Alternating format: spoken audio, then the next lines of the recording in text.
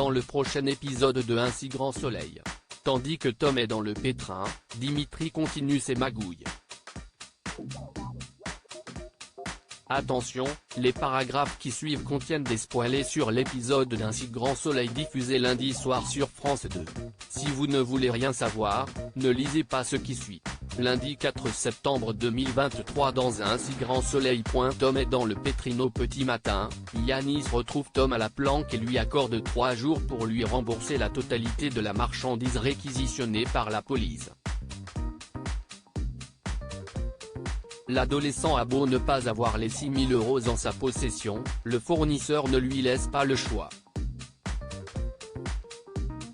Pendant ce temps, Cécile et Christophe ont reçu un mail de la proviseure du lycée les informant que de la drogue a été retrouvée dans le casier d'un élève.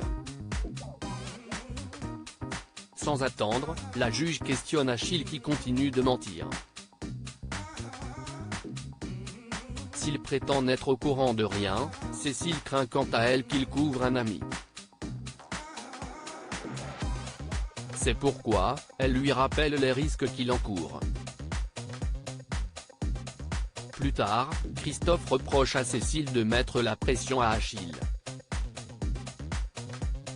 Tandis qu'elle explique simplement vouloir le protéger, Christophe lui fait remarquer qu'elle n'est pas dans son bureau de juge. D'ailleurs, il n'a pas vraiment apprécié que sa femme emmène Achille chez le procureur sans lui en parler au préalable. Cécile tente bien de se justifier mais le vétérinaire sous-entend qu'elle fait passer son éthique de juge avant celle de mère. Au commissariat, Manu a reçu le trombinoscope des élèves du lycée et charge donc Hakim de vérifier toutes les photos dans l'espoir de trouver un jeune homme correspondant à la description d'Achille. Hugo n'a quant à lui relevé aucune trace ADN sur le sac qui contenait de la Bouddha Blue.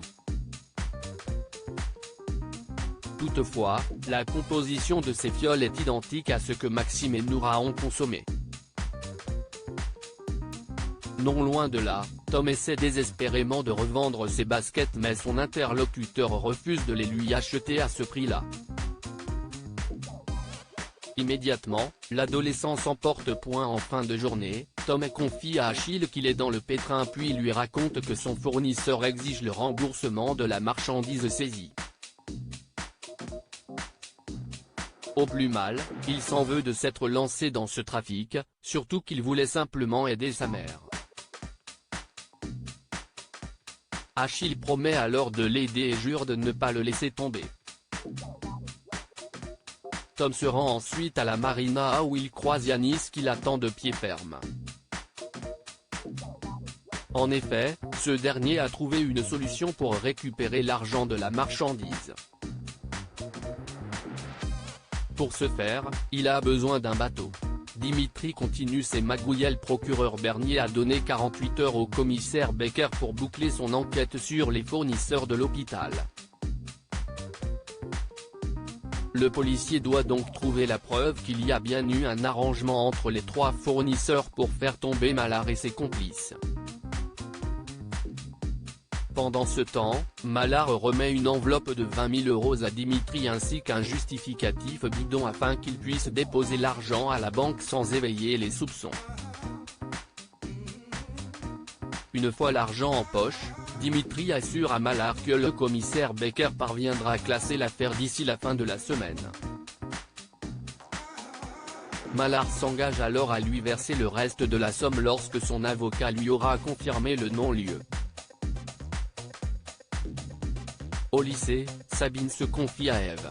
En effet, la professeure de maths ne comprend pas pourquoi Dimitri n'a pas encore versé l'argent au notaire. Et autant dire que Sabine a l'impression que son compagnon l'amène en bateau. À ce moment-là, elle reçoit un appel du notaire qui l'informe qu'il vient de recevoir le versement de Dimitri. Un soulagement pour Sabine qui va pouvoir enfin signer la promesse de vente. Pour fêter la bonne nouvelle, le couple se retrouve au 101. Heureux, le professeur de tennis pense déjà à faire quelques aménagements, mais Sabine lui rappelle qu'ils n'auront plus les moyens une fois qu'ils auront acheté la maison. Malgré tout, Dimitri jure qu'elle aura le meilleur.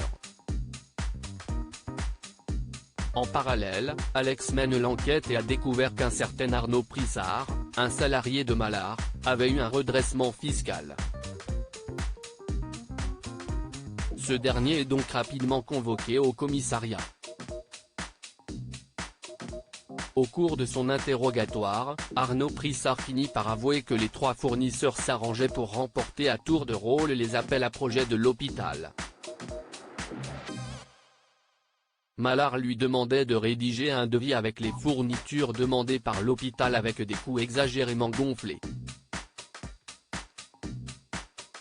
La deuxième société faisait la même chose et la troisième présentait un devis plus bas pour remporter le marché.